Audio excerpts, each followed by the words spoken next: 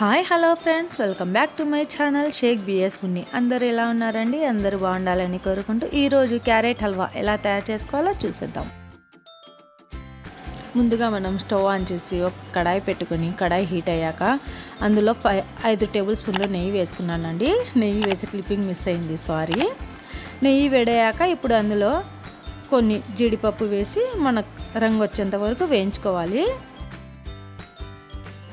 జీడిపప్పు రంగు వచ్చినాయండి. ఇప్పుడు మనం పక్కకు తీసి పెట్టుకుందాం. అందులోనే మనం సన్నగా తరిగి పెట్టుకున్న బాదం పప్పు కూడా వేసి కాస్త నెయ్యిలో వేయించుకోవాలండి.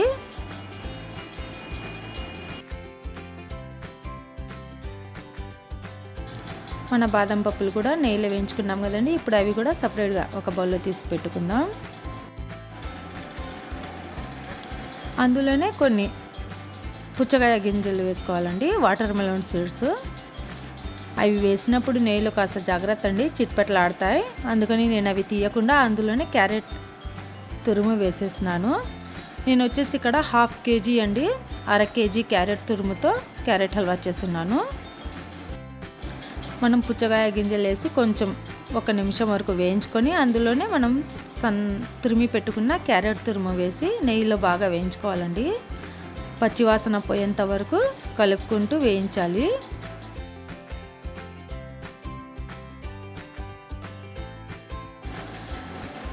అంత చిన్న మంట కాకుండా పెద్ద మంట కాకుండా కాస్త మీడియం ఫ్లేమ్ పెట్టి మీడియం ఫ్లేమ్లో పెట్టి వేయించుకోండి క్యారెట్ని, లేదంటే మాడిపోతుందండి. దగ్గరుండి కలుపుకుంటూ నెయ్యిలో పచ్చివాసన అంతా పోయే వరకు నెయ్యిలో వేయించుకోవాలండి మనం క్యారెట్ని.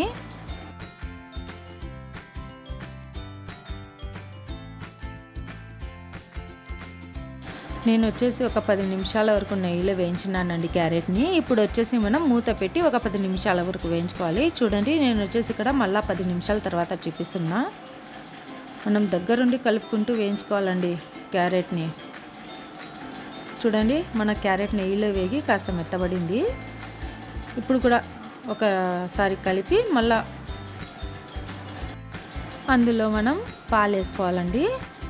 నేను వచ్చేసి పాలు వేసి చేస్తున్నాను క్యారెట్ హల్వా. చూడండి, 1.5 కప్పు చిక్కని పాలు తీసుకున్నానండి.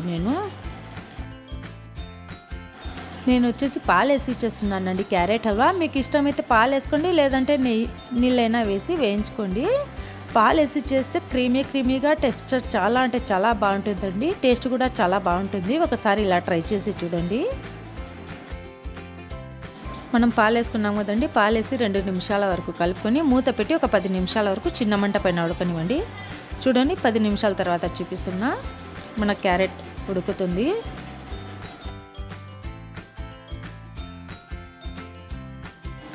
మధ్య మధ్యలో మనం చూసి కలుపుతూ ఉడికించుకోవాలండి. మళ్ళీ మూత పెట్టి ఒక 10 నిమిషాలు ఉడికించుకుందాం.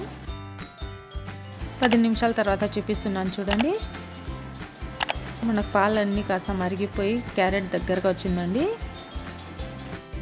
ఇప్పుడు పెద్ద మంట పెట్టుకొని దగ్గరే ఉండి కలుపుతూ పాలన్నీ మరిగిపోయి హల్వా దగ్గరగా వచ్చేంత వరకు ఉడికించుకోవాలి.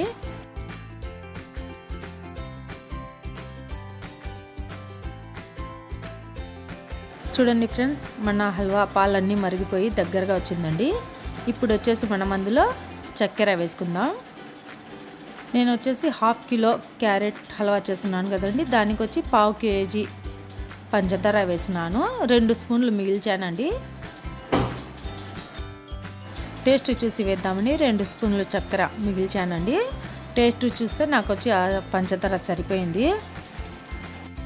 మీరు కూడా ఒకసారి టేస్ట్ చూసి మీరు ఎక్కువ తీపి తినేటట్టయితే ఇంకా మిగిల్చిన చక్కెర కూడా వేసుకోండి.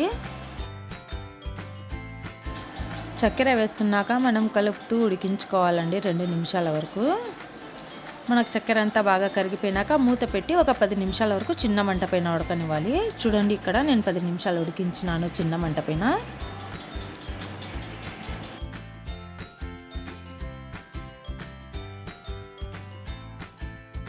మనకిప్పుడు చక్కెర కూడా బాగా ఉడికిపోయి హల్వా దగ్గరగా వచ్చేంత వరకు ఉడికించుకోవాలండి. మీలో ఎవరైనా నా వీడియో కొత్తగా చూస్తున్నట్టయితే సబ్స్క్రైబ్ చేసుకోండి ఫ్రెండ్స్. వీడియో చూస్తూ ఒక లైక్ కొట్టండి. లైక్ కొట్టడం మర్చిపోకండి ఫ్రెండ్స్.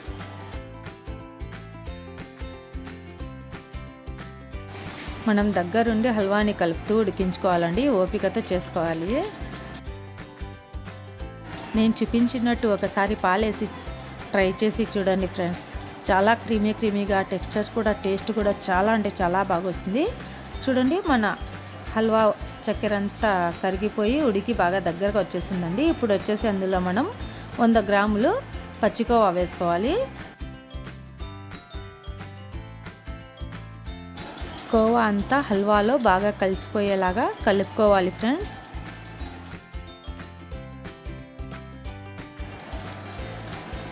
కోవా వేసి చేస్తే మన హల్వా ఇంకాస్త టేస్ట్ పెరుగుతుందండి.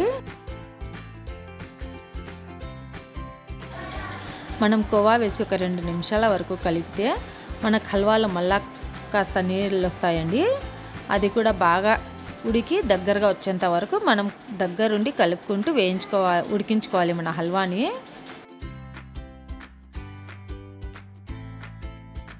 మన హల్వా ఉడికిపోయిందండి. ఇప్పుడు వచ్చి మనం ముందుగా నెయ్యిలో వేయించి పెట్టుకున్న బాదం పప్పు, జీడిపప్పు వేసి కలుపుకోవాలండి.